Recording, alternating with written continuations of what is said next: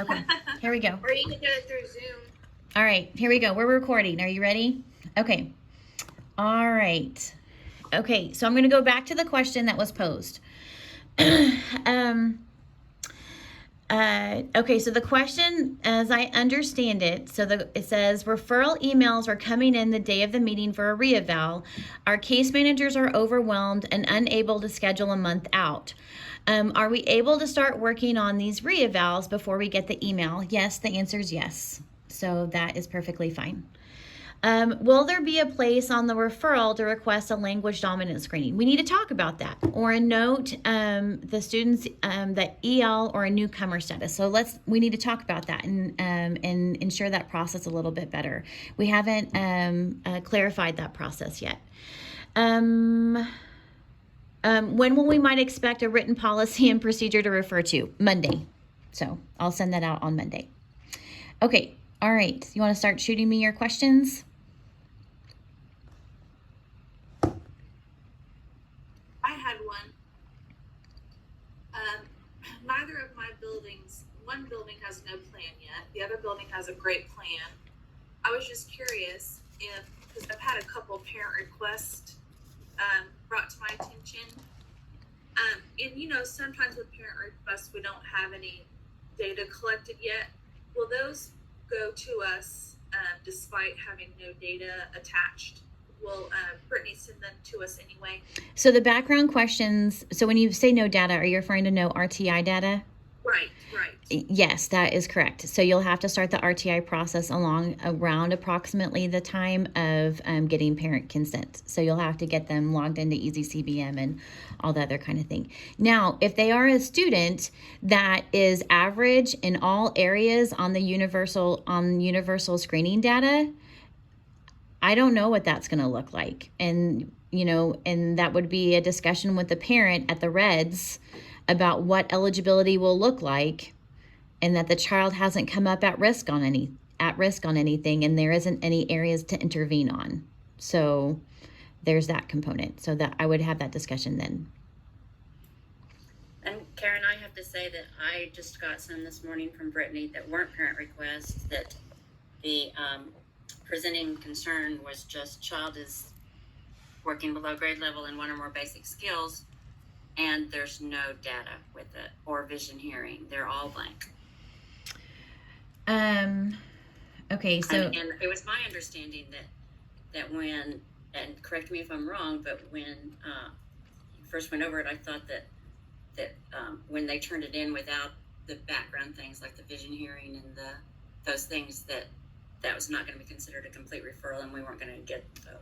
So we can't deny an evaluation because vision and hearing screening isn't updated. We would incorporate that into the process. So that would be the first aspect. The second aspect is that this being like the first full week of things being rolled out, and troubleshooting different things. Let's talk about how maybe I can help ensure that vision and hearing screening is being filled out, and getting that taken care of before the referral comes to you. And then as far as data goes, there's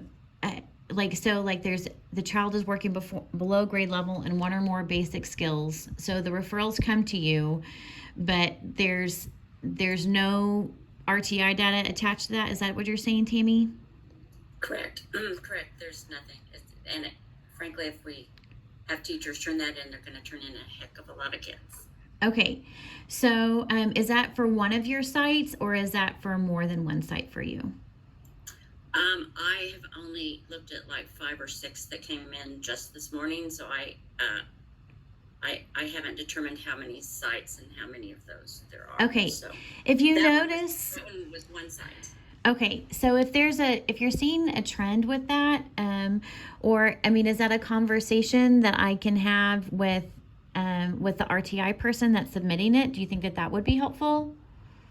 I think that would be helpful, but I'm not real sure why that thing got sent out to us, because did you not say at the beginning? Did I just misunderstand that was going to be stopped over there before it was sent out to us by Brittany, because that was sent to me by Brittany. Yeah, so again, so okay, so Brittany is novice with this too. I mean, and Right. she's an administrative assistant. So, Yes, and I um, realized that. I just wanted to make sure I understood what was said. yeah, I'll talk to her about that. So, But I will say, looking at the spreadsheet, that seems to be a trend because nothing's uploaded in most of those. As far as so they only have to, so if the suspected disability category is a learning disability from your examiner expertise, the RTI data is not necessary. So like if it's an autism evaluation or ADHD or something along that line, it's not mandatory to send RTI data for that concern. But maybe it would be better if there was some way to maybe add another question about NWEA data. Would that be helpful? Like what their benchmark scores were or previous report card grades. Would that be helpful?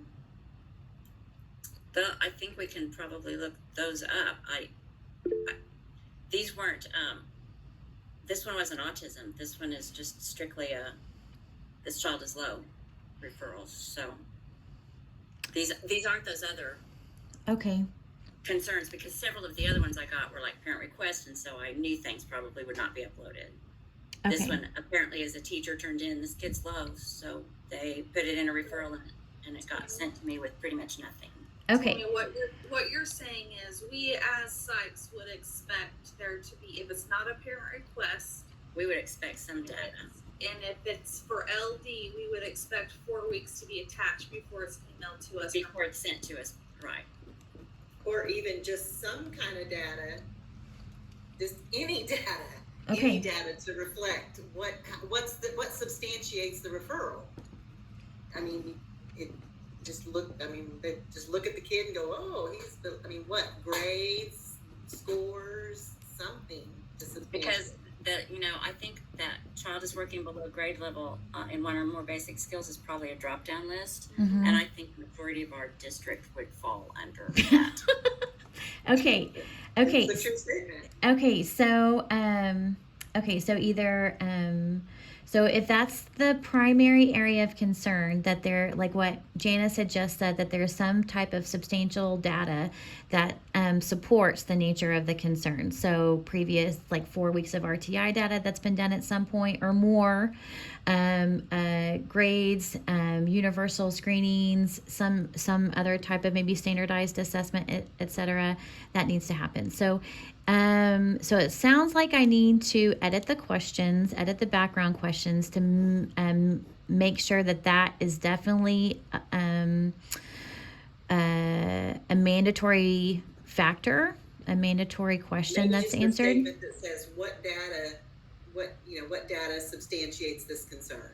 Okay. I need to have a streamlined. What screen data do you have? Yes. Well, I need to have a streamlined method for them to give us that data, or, it's going to come in all kinds of different ways. So, but I will definitely examine that this weekend and see what I can do to make that adjustment. And then also, I will email the RTI facilitators that is needed. Would that be helpful? That's mandatory. That would be very helpful as mandatory. Okay. Now, what I will say is that that on those specific students, if you can email Brittany back and copy me on that email and state that there's still some gaps of data that are missing, and then we'll make a note over to the side, and that way, like on the very last column, we'll put in that note that there's gaps of data that are missing, like 10.4.2.2, that academic data is missing, and this is not a parent request, so still waiting on that data or something like that. That if you can email back so that we can make that note, that would be really helpful. Okay, and I'll also email back on the Sooner Start one I got that was like completely black and I couldn't read any of it. Yeah, but that was our bad. We were trying to color code in the new organization, and we chose a poor color for the paper. So I apologize for that. So we're getting that squared away where we're not using blue anymore. So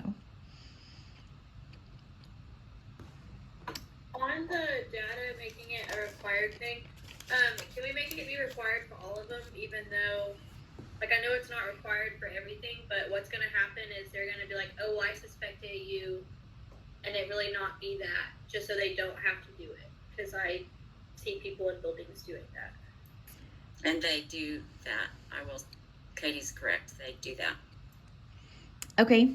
Yes, that would be, well, I mean, so the tricky part is that when they start to when a student has maybe like significant behavior concerns, but they're academically okay, they don't know how to interpret that. So, so my concern with, so like when we look at adverse educational impact, we're trained to know that could mean suspensions, that could mean in school suspension, that could mean excessive absences, that could mean a whole host of things outside of necessarily that just manifesting on intervention and progress monitor data or standardized academic testing. Like adverse educational impact looks at a whole variety of factors. Gen Ed people struggle to understand the scope of what adverse educational impact means. So what I could ask for are what areas are being impacted that would require, that you think special education services are necessary. I could ask for that if you think that would be helpful. So that, like, for the behavior ones, if it's just like a behavior concern, then can we just make it be required that they have a Gen Ed BIP in place and started? So who's going to facilitate that Gen Ed BIP? Isn't it supposed to be our school counselors now? That isn't coming from me. I'm not in charge of making sure that all schools are doing Gen Ed BIPs. So that is a combination of a variety of different departments, so which would include the Department of Mental Health. That would also include the counseling department, which falls actually under elementary and secondary educators. And then you also have things that are happening with the climate specialist, with implementing PBIS, et cetera. There's a whole lot that's in there that's outside of me. Now, what I would recommend, though, is that you have a conversation with the team that a Gen Ed BIP is required to determine eligibility. And I have stated to them that just because you make the referral does not mean that they will be found eligible. I have a question / statement / discussion, maybe. I feel like, because Karen and I have had a couple of conversations about the process, we had our trainings, I kind of feel like you have given us a license in each building to do what we need to do to make it work for the building. Would you say that's true? Yes. I feel like some of us feel like we're completely 100% out of the pre-referral, but that's not necessarily has to be the case. No. Correct? So, I mean, that's the approach I'm taking with my buildings. I'm still in the pre-referral. I'm still consulting. I'm still being a school psych. I'm making recommendations to whoever my RTI the coordinator is going to be on who they should submit. Does this all sound okay? Absolutely, 100%. Strongly encouraged. So, we didn't stop being school psychs, y'all. We can still be in the pre-referral. We can still, we're not necessarily observing in classrooms, but we can be consulting. We can be interviewing teachers. We can be suggesting interventions. This is just a way to streamline the referral. It gives the building power. It does. It gives the building power to submit who they think needs to be tested. So that's a change. But I would encourage you all to, be a part of the team. Try to make it work the way that it works for your building. I think that, so Bambi, I hope it's okay if I use you. I think when we had our data dig day the Monday after fall break, Bambi had said, is it okay if I go ahead and I'm talking with my RTI facilitator and so forth, and we're staffing on the cases and that kind of thing? 100%. I strongly encourage that aspect. I strongly encourage conversations, just like what Kara had just said. So, and I think that Bambi and her RTI facilitator have been talking about all of that. So, especially from some, the Hillcrest one anyway, from some of the conversations that I've witnessed from afar. So yes, please still be in the loop. I think Shelby had also said that I still want to be in the know about who they're referring. Have that conversation with your building. Please do so. And because I work with Bambi, they are doing that at Hillcrest, which is great. Unfortunately, not all principals understand that the same way.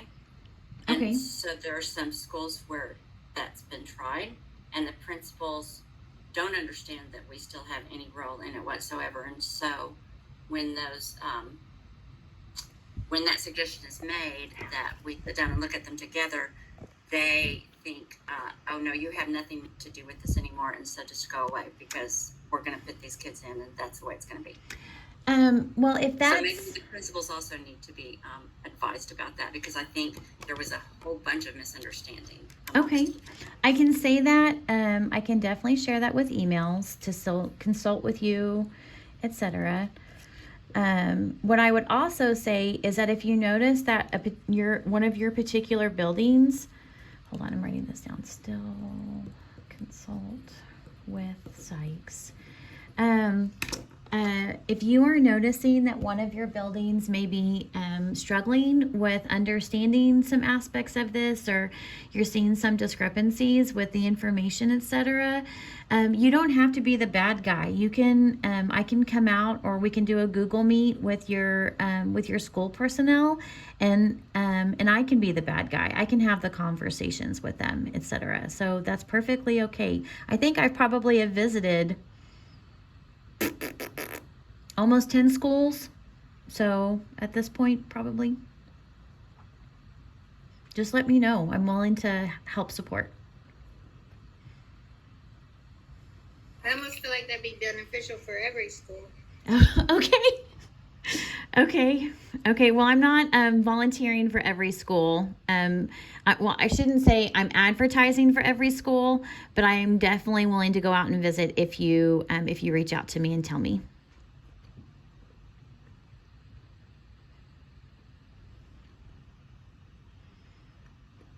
So, just to be clear, the ones that are turned in, I had a middle school that turned in a name. My RTI coordinator said she turned in a name on Wednesday of last week and went through both the Google forms with the parent and filled them out. But I still don't see her on the list. So You don't see her on the list? correct. So is there like a process for? I mean, are all of them? Well, being okay, accepted? pause. When you say you don't see on the list, if the name did not populate, then it didn't submit. Said she submitted both of them. Then she needs to do it again.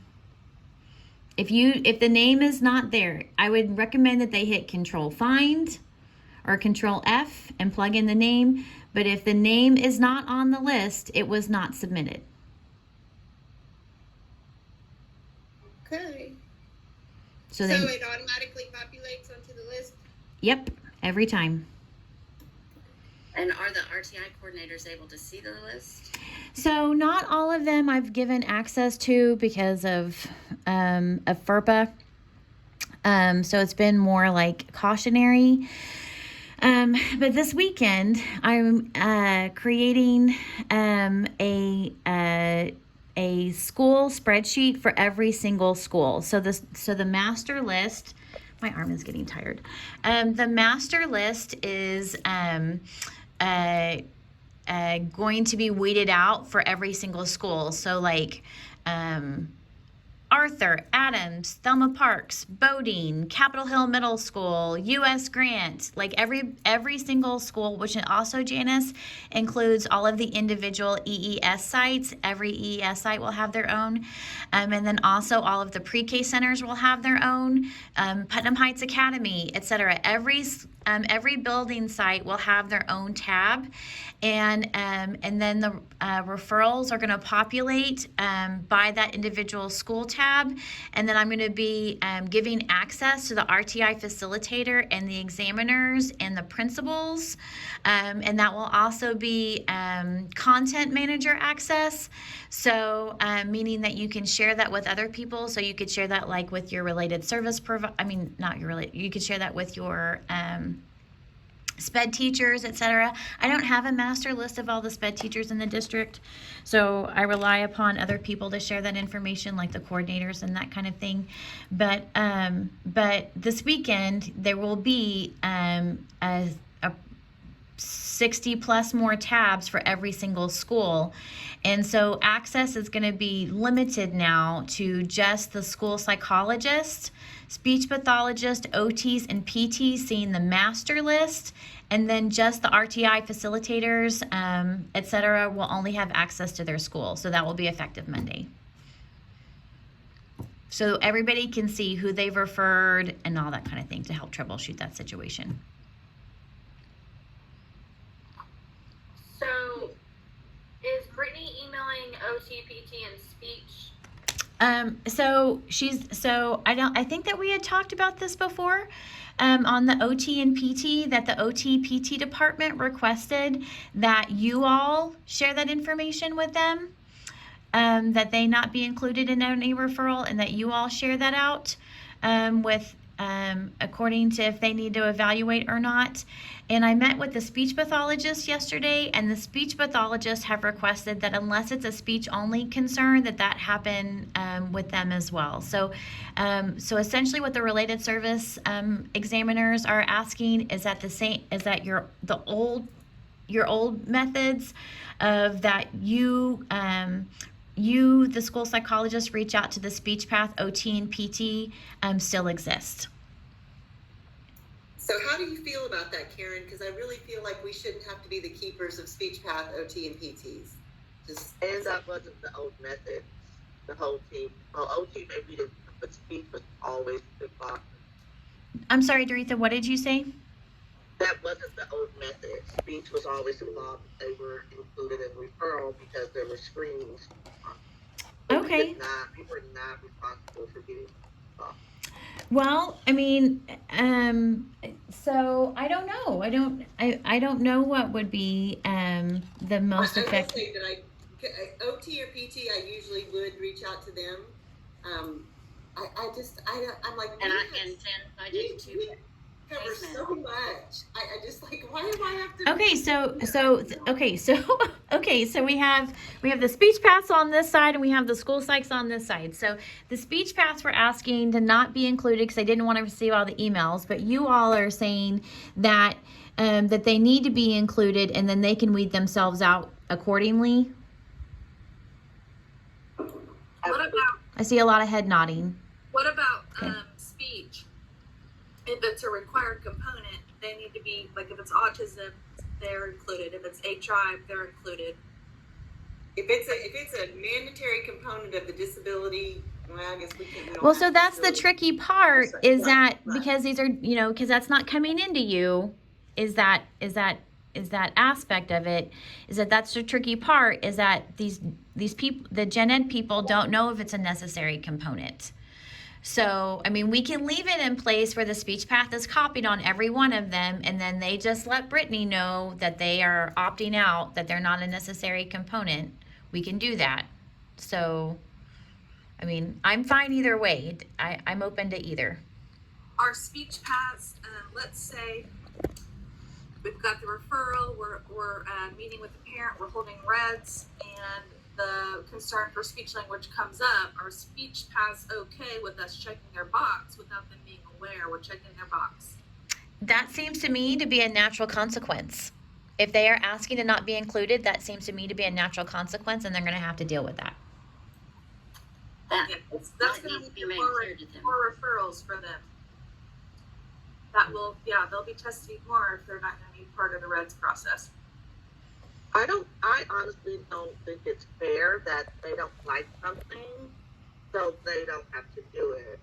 Instead of, I mean, that's just 100% agree. Never worked that way, and maybe the old time is before 2013, but That's what they, so it's hard. Emails too. It's hard for me, and we talked about this a little bit on Wednesday, Doretha, that it's hard for me to know what is a historical practice and what is not, and what historical means, etc. But we'll leave it.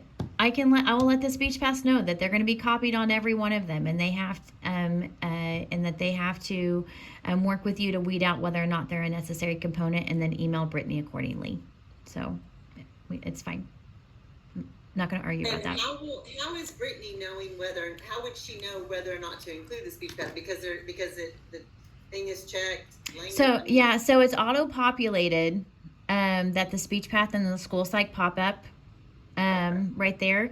And so that's who she's supposed to be sending it out to, which if there's a problem with that, I need to know. But that's who she's supposed to be sending it out to. And then what would happen is that the speech path would email her back and say, I'm not actually a necessary component. Can you take me off the examiner for this student's evaluation? And so what she can do is she just hits delete, and then they're taken off. And that would be after consent.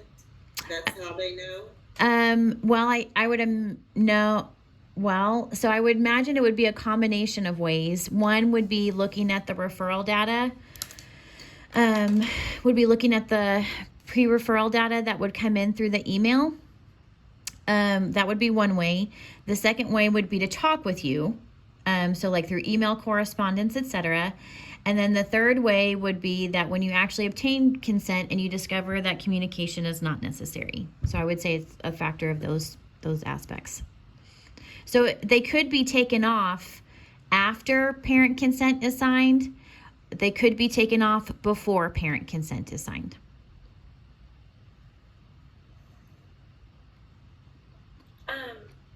So I have a question. For OT, so like if it's an AU eval, so we would click, like, would we automatically just click perceptual processing now and then they do the screening after, or since it's like not a required component, or I guess how is that going to work? Okay, so what are you saying is not a required component? Isn't the perceptual processing now not a required component? Because that's what my OT keeps telling me. Is It's that not- it's required it's not- since they don't have to.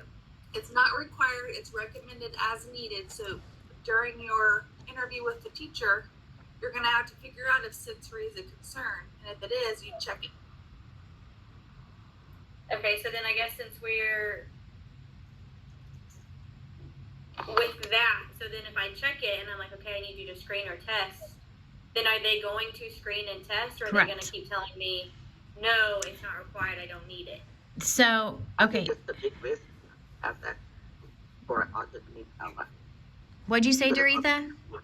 I think it's a big risk to put it on the teacher interview whether or not sensory processing is concerned, especially once we get into level 1 kids with autism.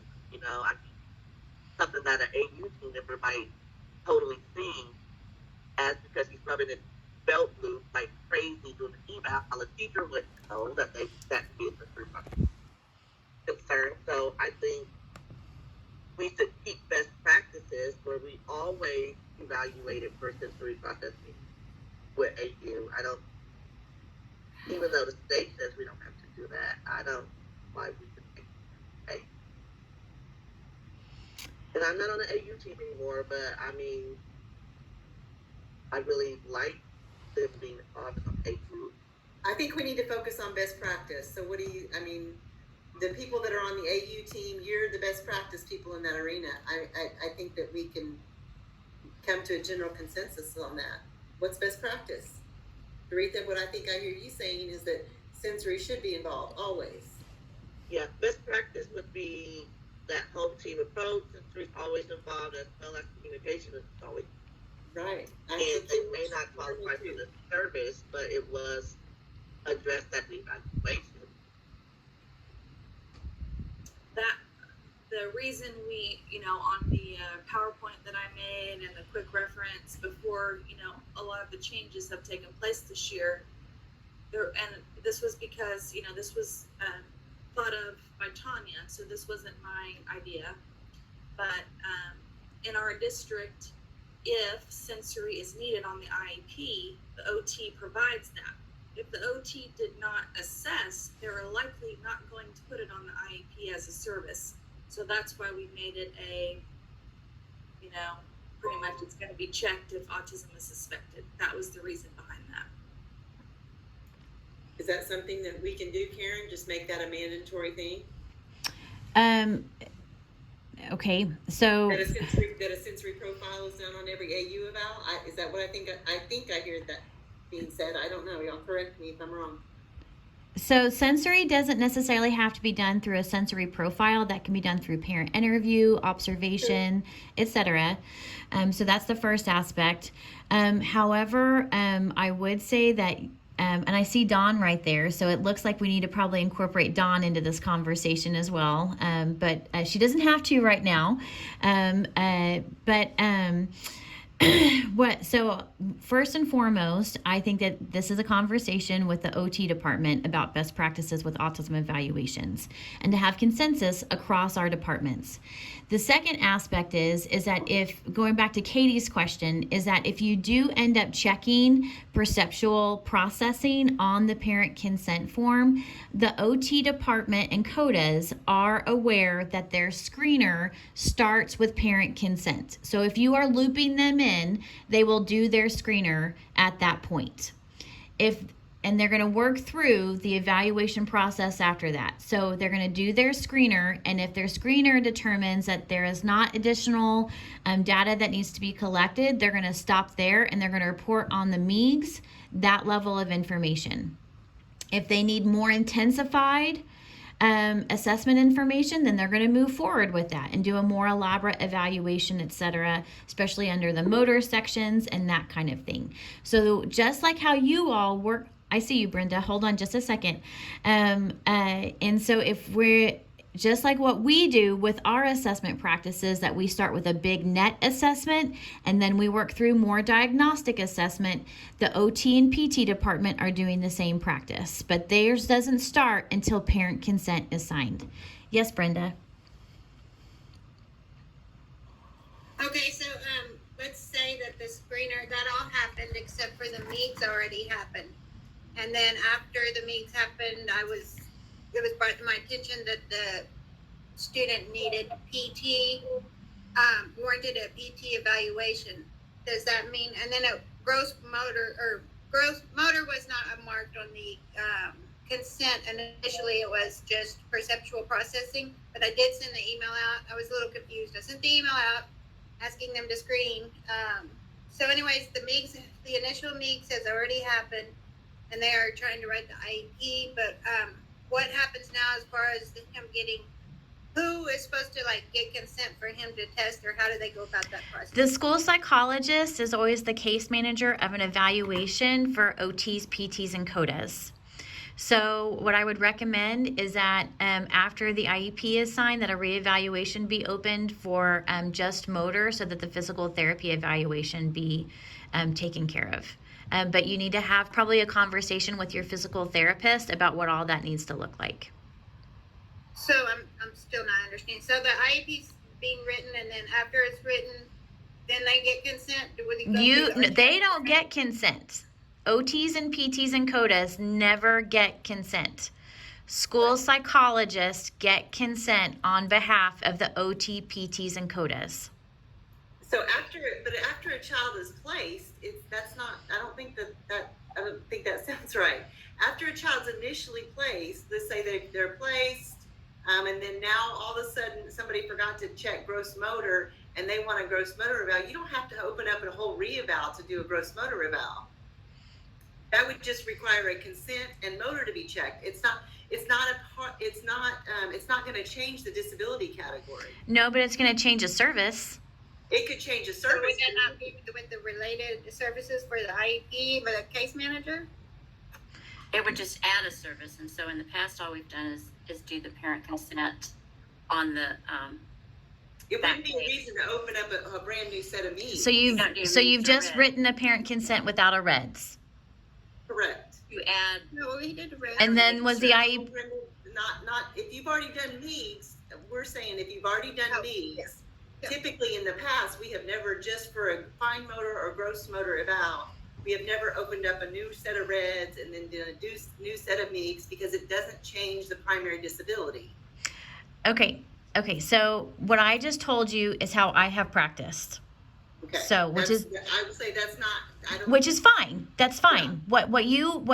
Janice, what you and Tammy said is fine, because you got parent consent. That is fundamental, because Right. we are doing right. So And so we've always, right. what you said, I We do am a written notice with it that says Yes. we want to add a related service. okay. Or And we want then to eval to add a related service. and then Is the there- evaluation is there result. an addendum? Okay. Right. So then when the PT evaluation is completed, how are those results transmitted to the parent, and how is that documented in paperwork?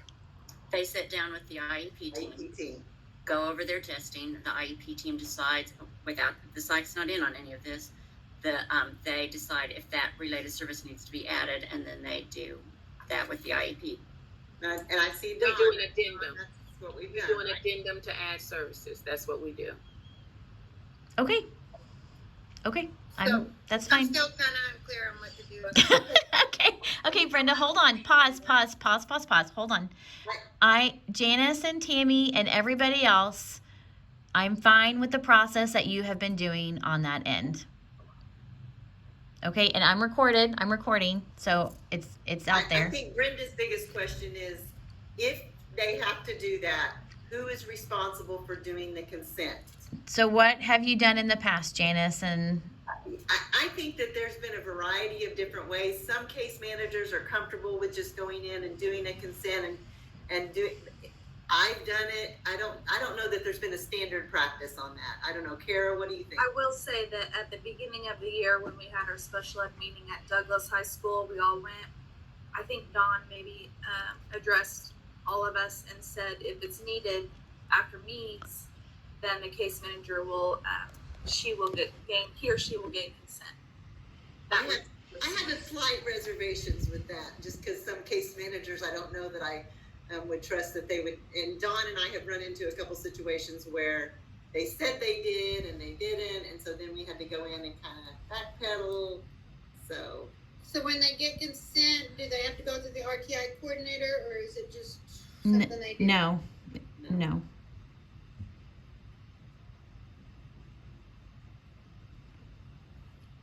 It's a great question, Brenda.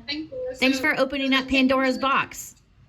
Yeah, you did, because that's one of the questions what my therapist had. So if we're adding services on a kiddo that already has an IEP, we don't have to go through the new referral process to get a consent. That's what you're saying?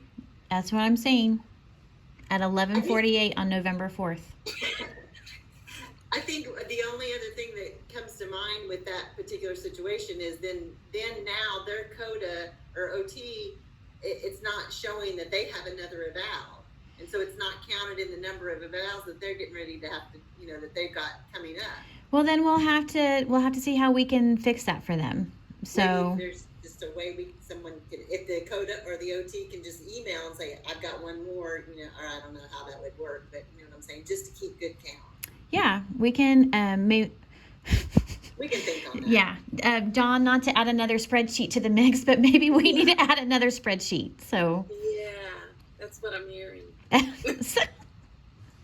So okay, that sounds good. So I have a question. Yes, ma'am.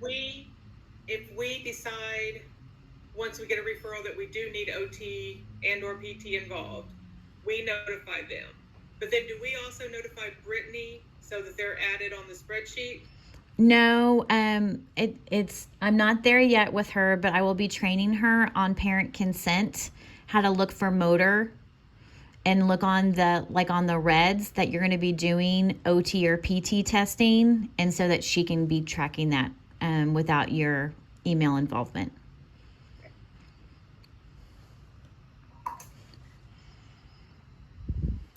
And I had a question. Is Brittany just sending the referral to us, or does that also go to the RTI coordinator? She's supposed to be copying the RTI coordinator, but I think that she was confused last week, but she's supposed to be doing that this week. Okay, and we may need to train them because I got double today, both from Brittany and the RTI coordinator, including every single speech one. So perhaps the RTI coordinators need to know that the psychologists are getting that, and they don't need to pass that on to the school psychologists. Okay.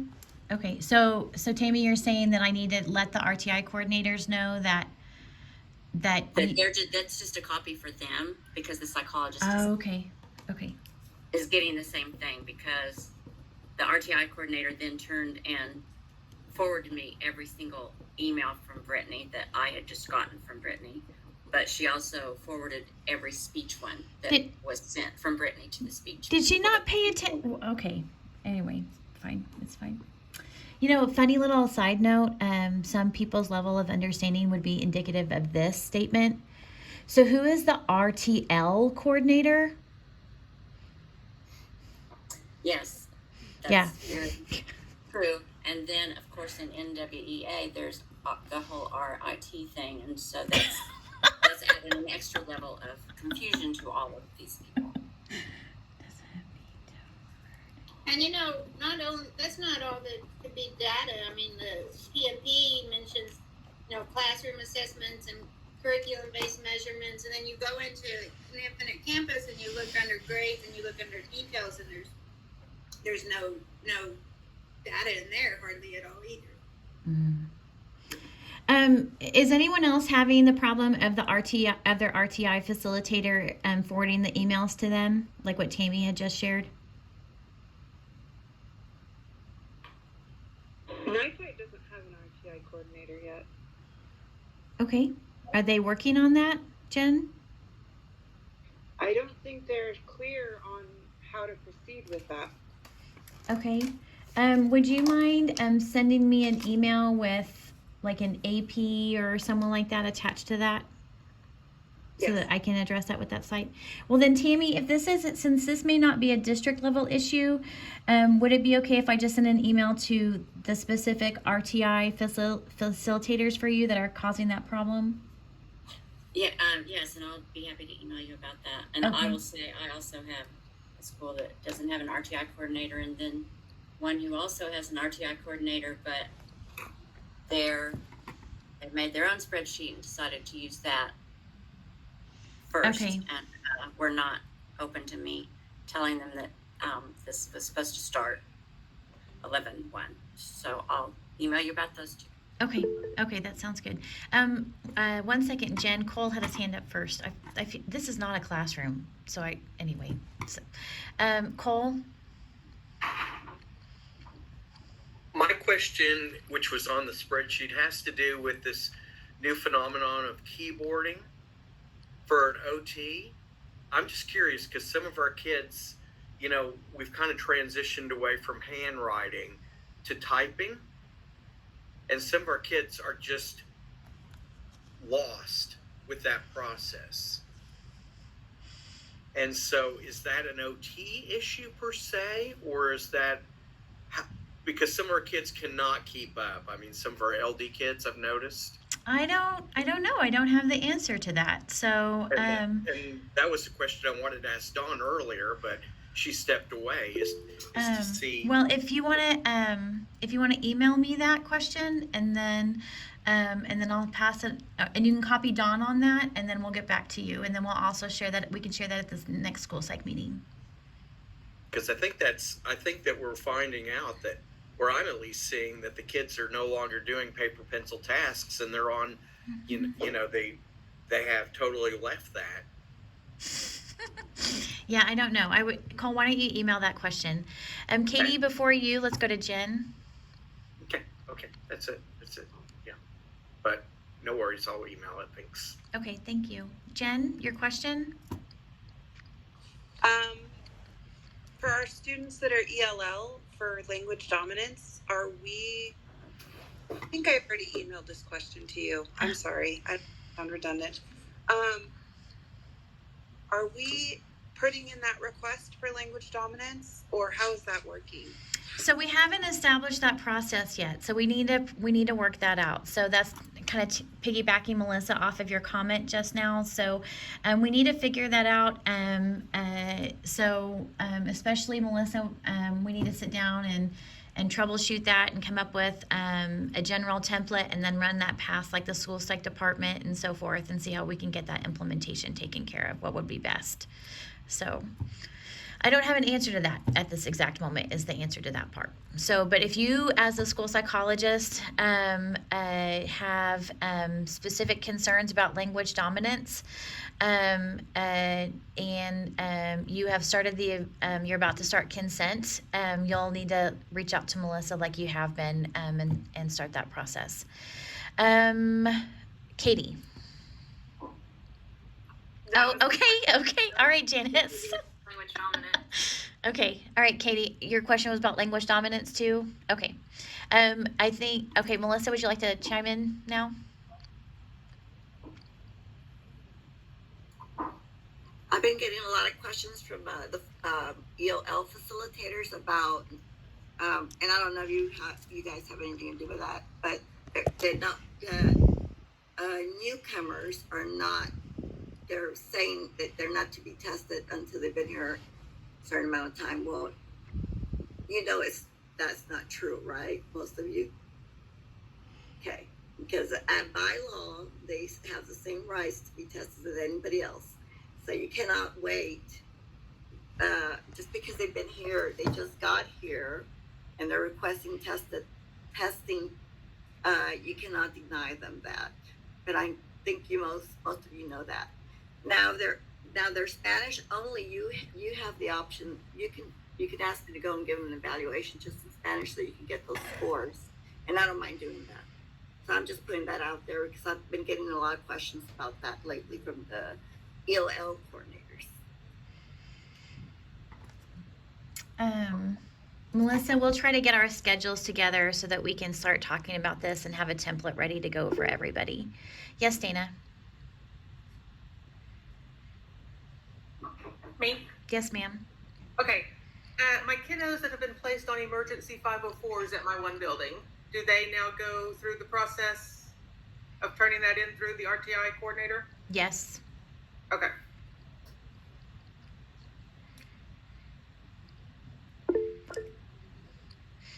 And is that including the one that's inappropriately placed on an emergency 504? Oh, there's two. Okay. Okay. Yes, Kara. I was not included in either one of them in any capacity. So they just keep doing it. Okay. Would it be helpful if I had a conversation with them? I had a conversation with Tiffany Kinsey and told her what you told me, that it should be her and I both included in that. And she said that from now on, she will make sure. Okay, great. So it may be taken care of. Okay, great. Awesome. Wonderful. Yes, Kara.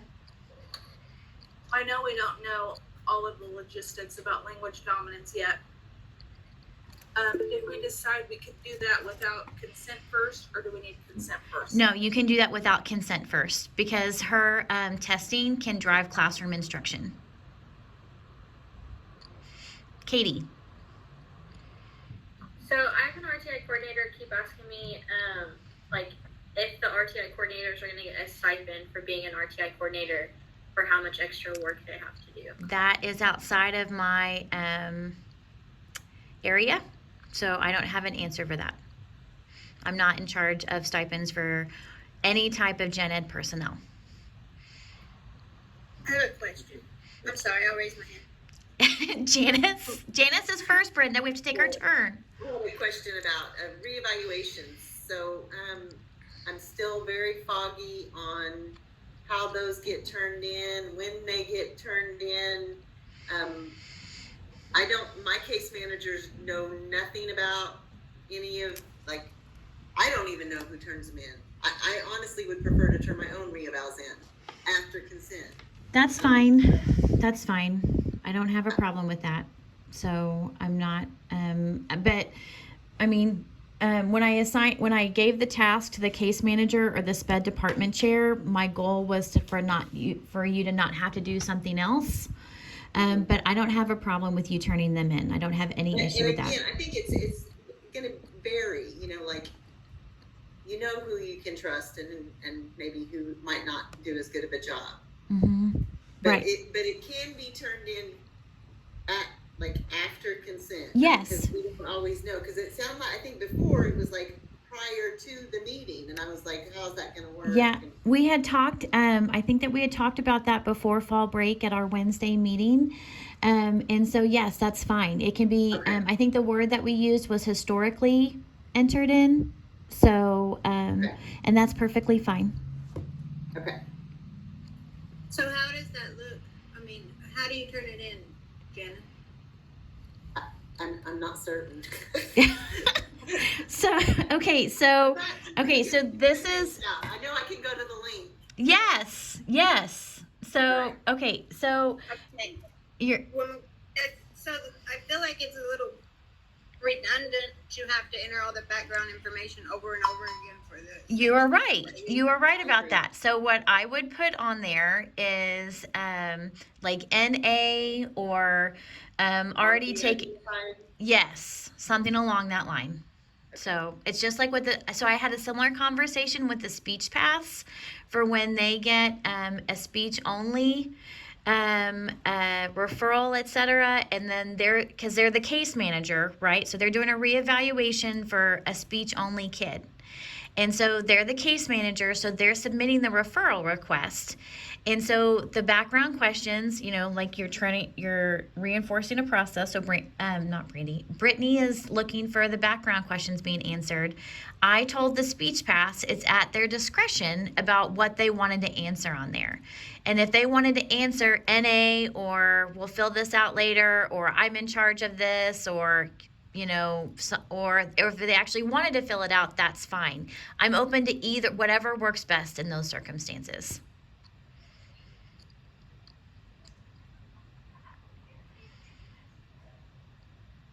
The background questions is meant for the examiners. It isn't actually any information that Brittany needs. It's meant for you. So however you need, if you're filling that out for yourself, it's whatever you want on there.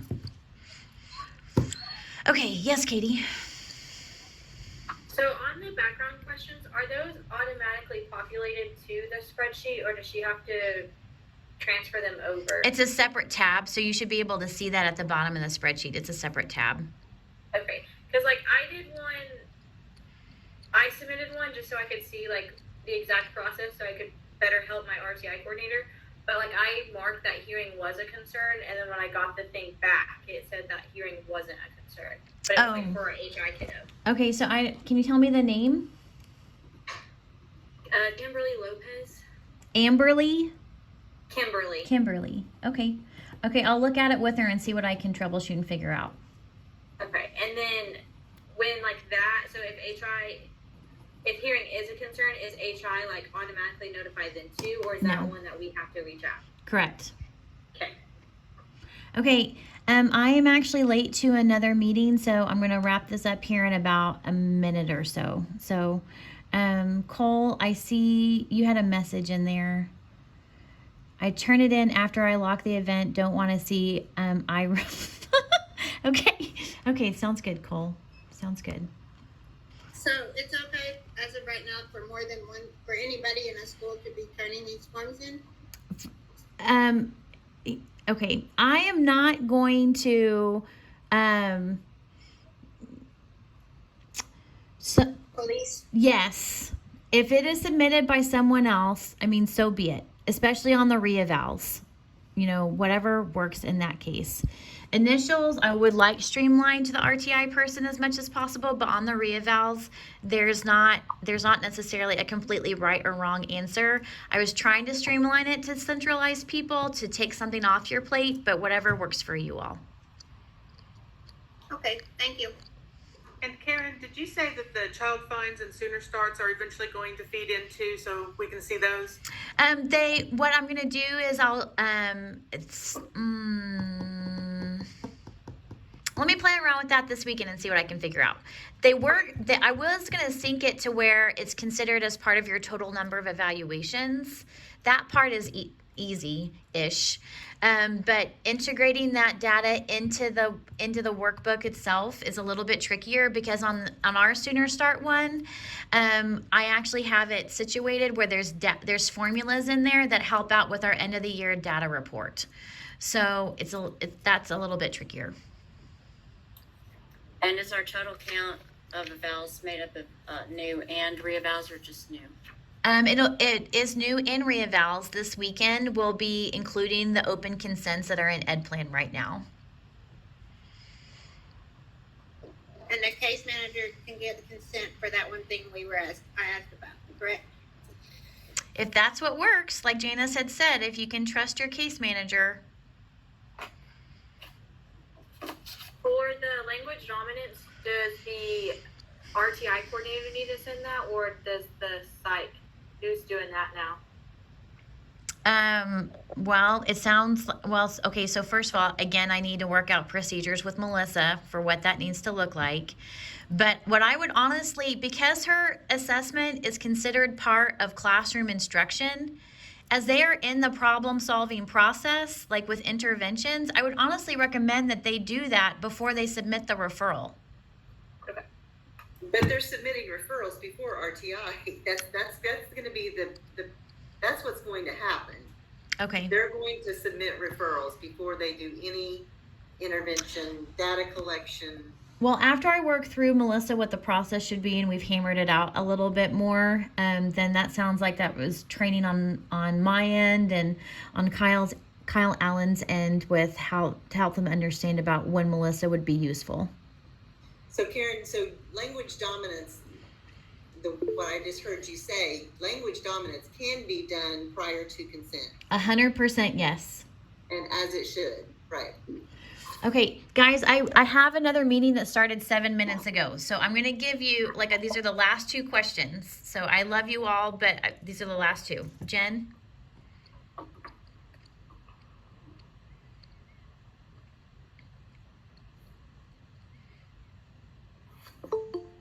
Jen, are you still here? She said no. She denies. Oh, okay. All right, Melissa?